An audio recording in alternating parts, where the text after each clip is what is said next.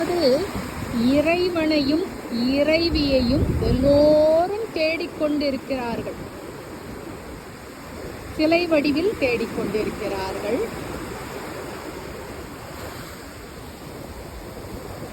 தேடுபவர்களுக்கு அந்த நிலையில், ஆனால் உண்மையாக இறைவன் எங்கிருக்கிறான் என்றால், சுயநலமற்ற தாய் தந்தையே ஒரு இறைவன் இறைவி.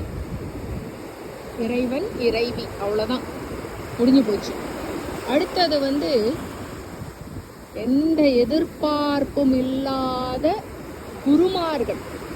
குருவை காலை பிடிச்சிட்டோம், கையை பிடிச்சிட்டோன்னு வச்சுக்கோங்களேன், அவர்கள் உன் பாதையை செம்மையாக்குகின்ற குருமார்கள்.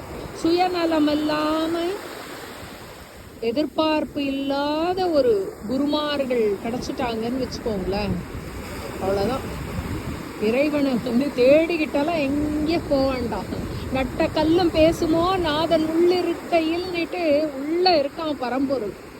ஒவ்வொரு ஆன்மாவிற்குள் உள்ளுக்குள் இருக்கிறான், பஞ்சபௌதீகத்தில் இருக்கிறான். யார் யார் எப்படி உணர்றீங்களோ அப்படிதான். அதாவது கர்மயோகம் அப்படின்றது உன்னோட இல்லற வாழ்க்கை, சிற்றின்ப வாழ்க்கை. அதில் நீங்க நல்லா பயணிச்சிங்கன்னா அது ஒரு மார்க்கம். அதை நீங்கள் முடித்தீர்கள் என்றால் அடுத்தது பக்தி யோகம். பக்தி யோகம் பார்த்தீங்கன்னா, அதாவது சிலை வழிபாடு, தெய்வத்தை நம்ம போல நினச்சி அதை காலையில் அதுக்கு அபிஷேகம் செய்து அதற்கு உணவளித்து அதை இரவில் நித்திரை செய்து பள்ளி அறையில் இதெல்லாம் பண்ணுறது பக்தி யோகம். ஆன்மீக யோகம் அப்படின்னாவே நான், ஆனால் நான் இல்லை. அதாவது சரணாகதி தத்துவம். சரணாகதி தத்துவம்னா, அதாவது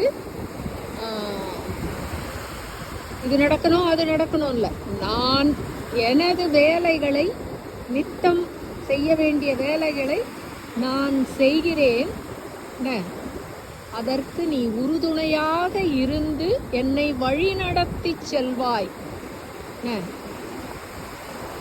வேற ஒன்றும் வேணாம். இதை கொடு, அதை கொடு, பொட்டி பொட்டியாக கொடு, தங்கம் கொடு, வைரம் கொடு, ஒன்றும் வேணாம். நான் என் இலக்கை நோக்கி போகிறேன்.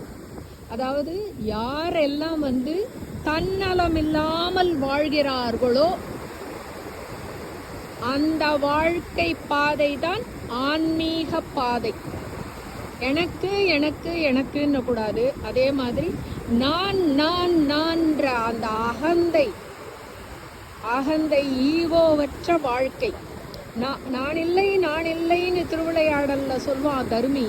அந்த மாதிரி நான், ஆனால் நான் இல்லை. ஏன்னா என்னோட செயல்களை நடத்தி கொண்டிருப்பவன் அந்த பேராற்றல் என்பதை உணர்ந்தோமானால் அதுதான் ஆன்மீக பாதை.